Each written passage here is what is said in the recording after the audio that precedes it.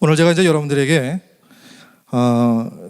내가 지금 이제 목사로서 여러분들에게 마지막으로 이렇게 여러분들에게 들려주고 싶은 설교가 있다면 어떤 설교일까라고 고민하면서 오늘 이 말씀을 함께 좀 나누려고 합니다.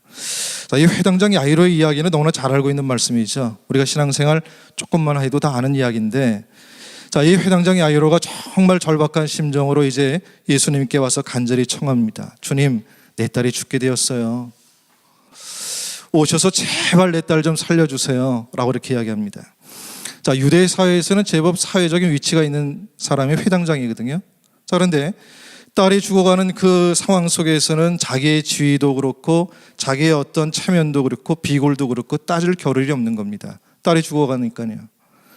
그러니까 아이가 아프면은 차라리 내가 아프면 좋겠다라고 생각되는 것이 우리들의 마음이잖아요. 부모의 마음 아니겠습니까? 그러니까 지금 생사를 달리하는 그런 입장 가운데 있는데 부모의 입장에서는 무슨 체면이 있겠어요? 무슨 비굴함이 있겠습니까? 그래서 예수님께 와서 간청하는 야이로의 모습을 보게 됩니다. 제가 이제 오늘 아침에 이제 설교를 하면서 사랑 하나면 충분합니다 라고 하는 설교를 했어요.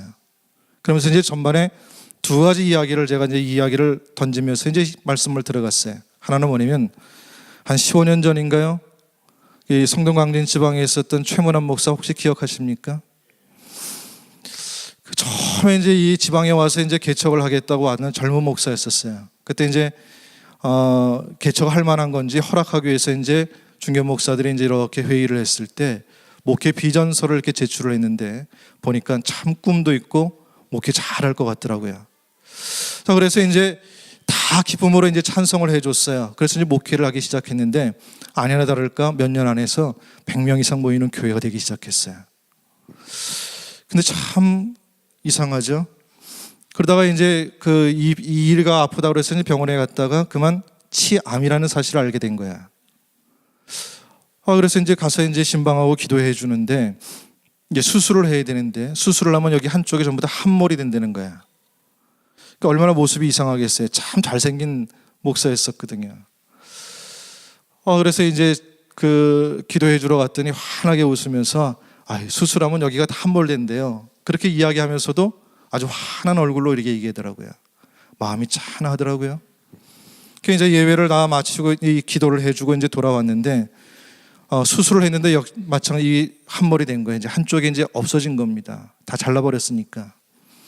근데 이게 문제가 생긴 거예요. 암이 더 퍼지기 시작했어요. 그래서 결국 나중에는 의식불명까지 가게 된 거야. 그래서 사모한테 전화가 왔더라고요. 목사님 와서 좀 기도 좀 해주세요. 그게 이제 갔거든요. 가서 보니까 의식이 없는데 의사의 이야기로는 뭐라 그러냐면 지금 자기의 그 마지막 죽어가는 그 순간에도 뭔가 이렇게 자기 의지대로 살라고 지금 붙잡고 있더라는 거예요. 그래서 제가 이제 그 사모에게 아이들 여기 왔다 갔냐고 물어봤더니 왔다 가지 않았다 그러더라고요. 그 시골에 이제 할아버지 할머니에게 이제 보낸 겁니다. 그래서 아이들이 보고 싶은 모양이라고 데리고 오라고. 그래서 데리고 왔더니 그 아이들 보고 나서 그날 운명을 했어요. 그때 그 아버지의 사랑을 거기서 본 겁니다. 마지막 아이들을 꼭 보고 싶었던 그 아버지의 사랑의 마음 거기서 봤거든요. 또 한 가지 사건을 이제 이야기를 했어요. 그제 이제 제가 갑자기 이제 전화가 온 겁니다. 이른 아침에 갑자기 수술을 해야 될 환자가 생긴 거야.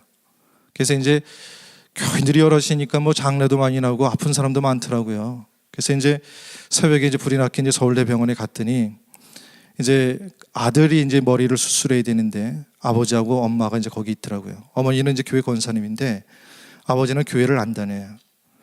안 다니는데 이제 기도를 이렇게 해주고 나오는데 그 아버지가 이렇게 뒤를 돌아서 이렇게 눈물을 닦고 있는 걸 보게 됐어요. 아버지의 눈물을 본 겁니다. 거기서 또 아버지의 깊은 사랑을 거기서 보게 되었어요. 우리가 성경을 읽다 보면 이제 두로 지방에 이제 수로보니게 예수님께서 한번 가셨는데 거기서 이제 수로보니게 여인이 예수님께 와서 이제 간청을 합니다. 내 딸이 귀신 들렸습니다. 내 딸 좀 고쳐주세요. 그랬더니 예수님께서 말씀하시는데 뭐라냐면 개들에게 자녀에게 줄 떡을 개들에게 줌이 마땅치 아니하다 라고 말씀하셔요. 참 놀랄 말씀이죠. 너무 당황스러운 말씀을 하고 계시는 거예요. 그랬더니 그 말씀을 듣고 이 수르보니게 여인이 뭐라고 그러냐면, 예, 맞습니다, 주님. 맞아요. 그러나 개들도 주인의 상에서 떨어지는 떡을 먹지 않습니까? 빵 조각이라도 먹지 않습니까? 이러면서 자기가 개라고 하는데도 그 자존심이 뭐 있다는 듯이, 그래도 난 개도 괜찮아요. 내 딸 좀 고쳐주세요. 라고 하는 한 어머니의 모습을 보게 돼요. 제가 이제 그 말씀을 읽다가, 아니, 자존심도 없어, 벨도 없어, 그 마음이 들더라고요. 이 여인이 정말 자존심이 없어서 그랬을까요? 아니, 저는 그렇게 생각하지 않아요. 딸을 향한 깊은 사랑 때문에 자존심이 점점 사라진 거예요. 거기에는 내가 없고 누구만 있어요? 딸에 대한 사랑만 있더라라고 하는 겁니다. 때로 예수님께서 이렇게 더 말씀을 던지실 때는요, 가르치고 도전하고 깨우치려고 하실 때가 많이 있더라고요. 그러니까 예수님이 던지는 이 말은 이제 누가 들어도 기분 나쁘고 다 마음이 상할 수 있는 말이긴 한데, 게다가 거기는 유대 땅도 아니고 이방 땅이거든요. 거기에서 이제 사람들도 많이 있었을 텐데 이 여인이 얼마나 자존심이 상했겠느냐라고 하는 겁니다. 근데 이 여인에게는 자존심이라는 건 털끝만치도 보이고 있지 않더라고 하는 얘기예요. 종종 우리가 이제 제가 목회를 해보니까 많은 경우에 교인들이 뭐 갖고 신앙생활 하는지 아십니까? 믿음 갖고 하는 게 아니라 자존심으로 해. 그래서 조금만 누가 나를 마음 상하게 하면은요, 견디지 못하는 거야. 그리고 싸우자고 드는 거야. 뭐 갖고 신앙생활 한다고요? 자존심으로 해요. 자존심이라는 게 바로 뭐냐면은 내가 내 힘으로 나를 지키려고 하는 고집스러운 마음과 의지를 자존심이라고 하는 거거든요. 이건 거짓된 자아입니다. 이건 진짜 내가 아니거든요. 진짜 나는 하나님의 형상대로 지음을 받은 것이 진짜 나야. 자, 이 자존심이 사라질 때가 어느 때 사라지냐면 사랑할 때 자존심이 사라지더라고요. 사랑하면은요, 아까운 줄 모르고요, 용납하고 늘 모든 것이 다 이해가 되는 것 아닌 거 아십니까? 그러니까 결국 여러분들이 정말 주님을 사랑한다면 용납하지 못할 사람이 없고요, 이해하지 못할 사람이 없고요, 용서하지 못할 사람이 없게 되더라고요.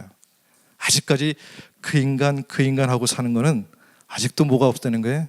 예수님 사랑이 없다는 얘기겠죠. 아직도 그 사랑이 내게 없다는 거 아니겠어요? 자, 어떻든 이 야이로가 이제 예수님 그 야이로의 요청을 받으시고 이제 예수님께서 야이로 집으로 이렇게 가시는데, 가는 도중에 뜻하지 않은 일을 만나게 되잖아요. 어떤 일을 만나게 되냐면, 따라오던 무리 중에 한 여인이, 혈루증을 앓고 있던 여인이 손을 내밀어서 예수님의 옷자락을 만진 사건입니다. 자, 이 야이로의 입장에서 봤을 때는 정말 지체되는 시간이거든요. 그런데 예수님께서 가던 길을 멈추고 그 여인과 꽤 시간을 지체하고 계시는 거예요. 이때 얼마나 속이 탔겠습니까? 야이로의 입장에서는. 여러분, 살다 보면은 다급한 문제에 직면해서 정말 주님이 빨리 해결해 주시기를 간절히 바라는 상황을 맞이할 때가 있어요. 하나님, 빨리 좀 도와주세요. 하나님, 이 문제 좀 해결해 주세요. 자, 그런데 이와 같은 때에도 여전히 하나님께서 침묵을 지키고 계실 때, 그때는 여러분들 어떤 마음이 들든가요? 경제적인 어떤 위기라든지, 가족 간의 심각한 불화라든지, 혹은 오랜 질병이라든지 긴 고난 속에서 절박하게 기도하는데 주님께서 아무런 액션을 취하지 않으실 때, 그때 여러분들 어떤 마음이 들든가요? 너무나 위급하고 중요할수록 우리는 더 간절하게 기도해지는데 도무지 주님께서 움직이지 않으실 때, 그때 어떤 마음이 들든가요? 자, 이 답답하고 초조하고 지체되고 있는 이 시간이 바로 야이로가 겪고 있는 지체되는 시간이라고 하는 겁니다. 무슨 시간이라고요? 자, 주님이 응답하시지 않는 시간, 그리고 침묵하고 있는 시간, 도저히 움직이지 않고 있는 시간. 자, 우리는 고통스럽지만 이 피할 수 없는 우리의 삶 가운데 지체되는 시간을 우리가 생각보다 더 많이 경험할 때가 있다라고 하는 거죠. 어머니의 이야기를 좀 하나 해볼까요? 한 17년 전에 이제 어머니가 새벽 장사에서 일을 하다가 그만 뇌출혈로 쓰러져서 식물인간이 된 겁니다.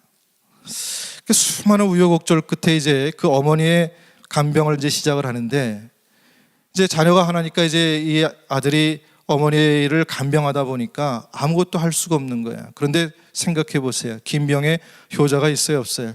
없잖아요. 17년 동안 그 어머니를 갖다 간병하니 얼마나 긴 세월이겠습니까? 그 긴 세월 동안 얼마나 많이 기도를 했겠어요. 자, 어머니의 숨을 아직까지 이렇게 붙여놓은 것, 하나님이 살려주시려고 하는 거 아니겠어? 이 심정으로 어머니를 회복시켜달라고 간절히 기도하고 또 간절히 기도하는 거야. 근데 주님은 17년 동안 여전히 지체하고 계시는 것 같은 거야. 인생에 지체되는 시간들, 그리고 주님께서 침묵하고 계시는 그 시간에 그것이 왜 그런지에 대해서 딱히 누군가 설명해 주면 좋을 텐데 아무도 그 설명을 해줄 수가 없는 거야. 이때는 정말 고통스러운 시간이잖아요. 정말 답답한 시간이잖아요.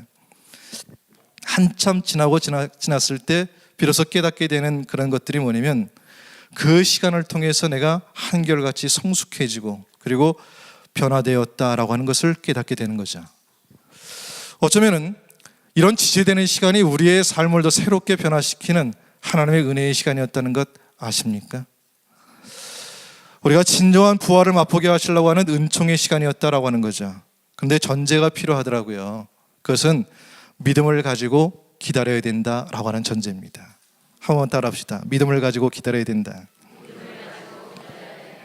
그러니까 이번에 이제 긴 세월 동안 한결같은 어머니의 회복을 위해서 이제 기도하면서 매일 이제 병원에 들러서 몸을 씻어드리고 그리고 어루 만져드리고 대화를 하는 거야.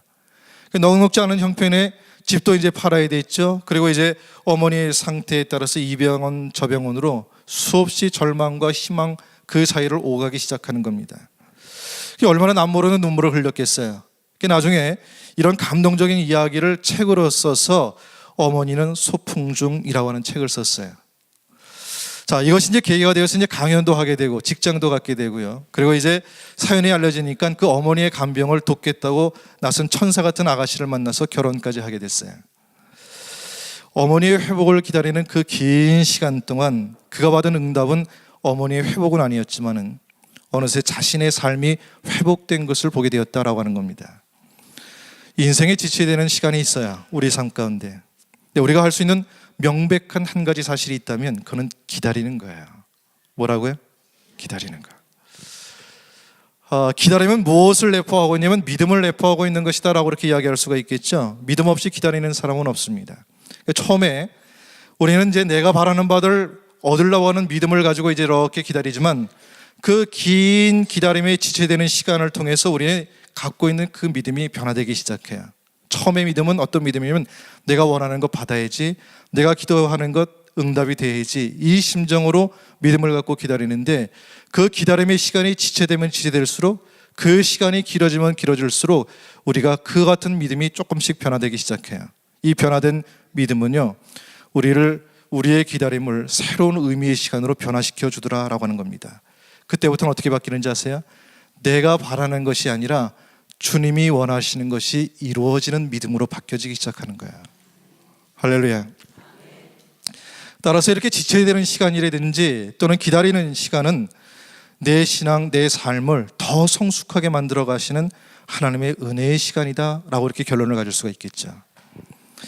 자, 이제 지체의 시간이 이제 끝나고서 예수님께서 드디어 이제 움직이기 시작하는 거야. 그런데 청천벽력 같은 소식이 들려왔어요. 어떤 소식이 들려왔냐면 야이로의 딸이 결국은 숨을 거뒀다라고 하는 이야기입니다. 자, 이때 야이로의 심정이 어땠을까요? 허탈한 심정을 떠나서 분노, 원망, 자기 포기, 울부짖음, 절망 뭐 이런 것들이었겠죠. 자, 주변 사람들도 이제 울고 통곡하면서 이제 그 자리에 다 이제 절망 속에 주저앉아 있을 수밖에 없는 그때 이쯤 되면은 주님도 좀 당황하실 만한데 아니 글쎄 가만히 보니까 기색을 보니까 그것도 아니에요. 주님이 뭐라고 하시는지 아십니까? 얘가 죽은 게 아니라 잔다 라고 말씀하시는 거예요. 정말 분위기 파악 안 되는 말씀하고 계시죠. 자, 예수님이 이제 아이가 누워있는 방으로 이렇게 들어가셔서 손을 잡고서 일으키시면서 하시는 말씀입니다. 달리다금 소녀야 일어나라. 자, 그 순간, 이 순간 막다른 길에서 또 다른 길이 열려지기 시작했어요. 절망의 끝에서 또 다른 희망이 피어나기 시작했다라고 하는 겁니다. 죽음의 정점에서 생명의 꽃이 다시 피어나기 시작하는 거예요. 이것이 기독교의 진리의 영원한 핵심인 부활의 의미다라고 하는 겁니다. 자, 이제 우리가 주의 깊게 살펴봐야 될 부분이 하나가 있는데 그것이 뭐냐면 야이로의 딸이 죽었다라고 하는 죽음의 소식과 그리고 소녀야 일어나라 말씀하셨던 생명의 선언, 그 틈에서 벌어졌던 놀라운 이야기입니다. 자, 죽음의 소식, 생명의 선언, 그 팽팽한 대립의 한 복판에서 예수님께서 야이로에게 하셨던 말씀이 있어요. 자, 죽었다고 하는 죽음의 소식, 그리고 생명의 선언, 여기 팽팽하게 맞서고 있는 요 중간에 예수님께서 던지시는 말씀이 어떤 말씀인가 하면, 이 말씀은 막다른 길에서 새 길을 여는, 또는 절망의 끝에서 새로운 희망을 시작하는, 부활을 내 것으로 삼는 놀라운 비결이 여기 있는 것이에요. 오늘 그 말씀을 드리고 싶었어요. 오늘 본문 전체의 열쇠가 되는 말씀이 무엇인가 하면은 두려워 말고 믿기만 하라 라고 하는 거였어요. 한번 따라 합시다. 두려워 말고 믿기만 하라. 자, 우리가 신앙생활을 하다 보면은, 자, 이 믿기만 하는 자세에 대해서 우리가 의문을 많이 가질 때가 있어요. 그냥 믿습니다 그러면 얼마나 부작용이 많은지 아시죠? 제가 언젠가도 말씀드린 거 기억하시는지 모르겠는데, 나는 믿습니다라고 하는 교인들을 보면 겁이 나. 정말 겁이 나는 거야. 도대체 뭘 믿겠다는 건지 알지 못하겠더라고요. 자, 그런데 이 말씀은 오늘 본문의 말씀 전체를 통틀어서 주님이 야이로에게, 그리고 우리에게 아주 명백한 요청을 하고 계시는 것 가운데 하나입니다. 그런데 말이죠, 과연 우리가 뒤집을 수 없는 이런 죽음이라든지 가장 비관적인 그 절망 앞에서 우리가 정말 두려워하지 않는 믿음을 가질 수 있을까라고 하는 부분이에요. 여러분, 우리 경험했잖아요. 수없이 많은 여러 가지 우리의 상황과 일들 가운데서 정말 내가 살 수 있을까? 내가 정말 다시 일어날 수 있을까? 이런 그 절박한 마음의 심령 가운데 믿음만 가지면 내가 두려움이 사라질 수 있다, 우리는 알고 있어요. 다 의식하고 있단 말이에요.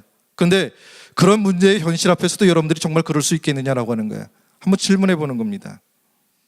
어떤 인생의 절망 가운데서도 오늘 주님께서 말씀하신 것처럼 두려워 말고 믿기만 하라 라고 하는 이 말씀처럼 두려워하지 않고 믿을 수 있느냐라고 하는 겁니다. 쉽지 않더라고요. 목회하는 목사도. 이제 30년 가까이 목회하면서도 끊임없이 지금도 목회 선상에 뚝 섰을 때는요, 염려와 두려움의 마음을 떨칠 수가 없더라고요. 자, 그런데 끊임없이 저도 이제 목회를 하면서 두려운 마음이 들거든요. 근데 거기에서 이제 목회를 하면서도 수없이 마음의 갈등이 있었어요. 여러분, 그 믿음이라고 하는 것이 기독교 신앙의 본질적인 요소인데, 근데 우리는 믿음에 대해서 많은 오해를 갖는 경우들도 많이 있더라고요. 자, 우리가 원하는 것을 얻고자 하는 강한 신념을 믿음으로 생각할 때가 있어요. 긍정적인 마인드 또는 어떤 적극적인 사고방식을 마치 믿음이라고 생각하는 경우들이 있더라고요. 근데 주님을 굳게 믿는 믿음은 결국 주님을 통해서 좋은 것을, 정확하게 말하면 내가 원하는 것을 얻기 위함이었지 않는가라고 하는 거예요. 근데 주님은 오늘 이 시간에, 오늘 이 말씀을 통해서 우리가 지금까지 생각하고 있는 믿음과는 전혀 다른 믿음에 대해서 가르쳐주고 있는데, 믿음의 본질에 대해서 가르쳐주고 계시는 겁니다. 자, 이 야이로 이야기를 가만히 보면은 마치 롤러코스터 타는 것 같은 느낌이 들어요. 자, 예를 들어서 이런 겁니다. 어린 딸이 큰 병에 들려서 죽게 되었다는 거죠. 그때는 쫙 곤두박질 치는 거예요. 근데 예수님께 달려가서 이제 내 딸을 살려주세요 라고 했더니 예수님이 야이로와 함께 길을 나설 때 이때는 막 이제 올라가는 거예요. 그런데 가다가 혈루증 여인을 만나서 지체되고 있는 그 시간을 통해서는 다시 또 꼰두박질 치는 거야. 근데 이 12년 동안 혈루증을 앓고 있던 여인이 병이 나은 거야. 그 순간 다시 내 딸도 가능성이 있다, 다시 또 올라가기 시작하는 거야. 자, 그런데 또 소식이 들려왔어요. 어떤 소식이 들려냐면 당신 딸이 죽었어 라고 하는 소식이 들리니까 이제는 쫙 희망 이 꼭대기에서 다시 절망으로 뚝 떨어지기 시작했어요. 뭐 같은지 아십니까? 여러분들 그 롤러코스터 타보신 적 있어요? 열차 이렇게 막 올라갔다 내려갔다 막 어떤 때는 그냥 이렇게 올라갔다가 어떤 때는 내려갔다가 올라갔다 내려갔다 이렇게 신앙생활 하잖아요. 자, 그런데 이 끝없는 어떤 그런 이 절망 가운데서 예수님께서 우리에게 믿음의 본질이 무엇인지를 우리에게 말씀해 주고 계시는 거예요. 그건 뭐냐면 두려워 말고 믿기만 하라 라고 하는 겁니다. 올라갔다고 기뻐하는 것이 믿음이 아니라는 거죠. 올라갈 것을 기대하고 믿는 것은 믿음과는 상관이 없다는 겁니다. 반대로 내려갔다고 해서 믿음을 내려놓는 것은 아니라고 하는 거예요. 그때 내려놓는 것은 내 믿음이 아니라 내 욕망일 뿐이다라고 하는 거야. 자, 이 오르막을 가든 내리막을 가든 최고의 정점에 있든 아니면은 나락으로 곤두박치든 뭐 하지 말라고요? 두려워하지 말라, 그 얘기입니다. 어차피 인생은 올라갔다 내려갔다 올라갔다 내려갔다 하는 거예요. 어느 날 내가 많이 힘들 때 이런 기도를 해본 적이 있어요. 참 하나님 감사해요. 왜 힘들 때 감사했는지 아십니까? 내 삶을 심심하지 않게 하기 위해서 이러시죠. 네, 그렇게 기도하신 적이 있어요. 어차피 우리 인생은 올라갔다 내려갔다 올라갔다 내려갔다 하는 거예요. 근데 우리가 해야 될 일은 무엇인가 하면 두려움이 없는 믿음을 가지고 기다리는 일들이다라고 하는 겁니다. 이때 믿음이라고 하는 것은 나의 기대를 떠받쳐주는 확신이 아니라 그리 아니하실지라도 나와 함께 하시는 주님, 그분에 대한 철저한 신뢰가 중요하다, 그 말씀이죠. 결국 두려움이 없는 믿음을 갖는 방법은 무엇인가 하면 이런 거죠. 내 삶이 롤러코스터지 주님이 롤러코스터가 아니거든요. 이것을 아는 것이 굉장히 중요합니다. 다시 말해서 주님은 오르막이든 내리막이든 또 최고의 정점이든 나락의 저 끝이든 늘 나와 함께하고 계시는 분이라는 것을 잊지 말라, 그 얘기입니다. 매년 이제 1학기, 2학기가 되면 이제 교회에서 아이들 장학금을 줘요. 한 번 장학금을 줄 때마다 2천만 원씩 이제 애들 장학금을 나눠주게 되는데 장학금 받는 애들이 쭉 이제 온 겁니다. 근데 이놈들한테 돈 주면서 이야기가 길어지면 되게 싫어하는 거 아시죠? 또 그리고 제가 원래는 길게 안 하는 사람이잖아요. 그래서 이제 애들 불러놓고 돈 주기 전에 그랬죠. 얘들아, 딱 한마디만 하고 내가 끝내자. 너희들 교회에서 장학금 받지? 이 다음에 훌륭한 사람이 돼야 되는데 요거 하나만은 꼭 기억하고 살아라. 하나님이 함께 해주셔야 인생 성공할 수 있다. 요거 하나만 기억해라. 그 따라하게 했어요. 그랬더니 이것들이 그 얘기하고 끝 그랬더니 돈 받고 나가면서 입이 이만해진 거야. 얘기가 길어질 줄 알았더니 그 한마디 하고 보냈더니요. 우리의 삶의 요동치는 그 상황에서도 두려움 없이 주님을 신뢰하는 것 얼마나 중요한지 모릅니다. 그러면 믿음이라고 하는 것은 가장 소중한 것을 잃어버릴 수 있는 그러한 위험한 여행 가운데서도 주님을 의지하는 일이에요. 뭐 하는 일이라고요? 믿음이라고 하는 것은 끝없이 지체되는 초조함 가운데서 그 한복판에서도 주님을 기다리는 것이 믿음이죠. 심지어 사랑하는 사람을 잃어버린 절망적인 어떤 그 끝에조차도 두려워하지 않고 끝까지 주님을 신뢰하는 것, 이것이 믿음이다라고 하는 겁니다. 한마디로 정리하면 믿음은 주님을 의지하고 주님을 기다리고 주님을 신뢰하는 것이다 라고 하는 겁니다. 그래도 한번 따라해 보자고요. 주님을 의지하고 주님을 기다리고 주님을 신뢰하는 것. 살아가다 보면 우리가 어떻게 좋은 일만 있을 수 있겠습니까? 억울하고 아프기도 하고 고독하기도 하고 힘들기도 하죠. 정말 그렇더라고요. 그럴 때는 본당에 올라가서 하염없이 울기 시작하는 거야. 누가 있겠어? 그 큰 본당에 꺼이 울다 보면은 그때 주님께서 나를 이렇게 어루만져 주시면서 말씀하시는 것 같더라고요. 야, 참 목사야, 내가 있지 않니? 그러시는 것 같더라고요. 내가 있지 않니? 요 말씀이 얼마나 크게 위로가 되든지. 이제 말씀을 마무리하면서 이제 한 가지만 덧붙여서 이야기하려고 그래요. 이 혈루증을 앓고 있었던 여인의 이야기와 야이로의 이야기가 함께 소개가 되고 있어요. 왜 함께 소개가 되고 있을까? 이런 것이 궁금해 본 적이 없습니까?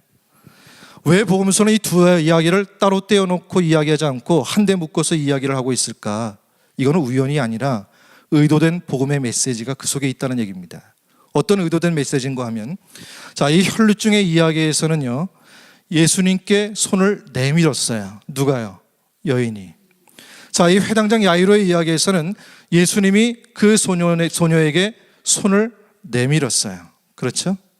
하나는 혈루증을 앓고 있는 여인이 손을 내밀었다면, 회당장 야이로의 이야기에서는 예수님이 손을 내밀어 주신 거죠. 똑같은 결과는 뭐냐면, 결과는 둘 다 회복과 구원이거든요. 이 두 이야기는 믿음의 본질에 대한 귀한 메시지입니다. 믿음이라고 하는 것은 내가 능동적으로 주님을 향해서 손을 내미는 일인 것 동시에 또 주님의 손에 나를 전적으로 맡기는 일이다라고 하는 것을 우리에게 말씀해주고 있는 메시지죠. 그래서 내미는 일과 맡기는 일, 이것이 중요한 거야. 한번 따라해 볼게요. 내미는 일, 맡기는 일.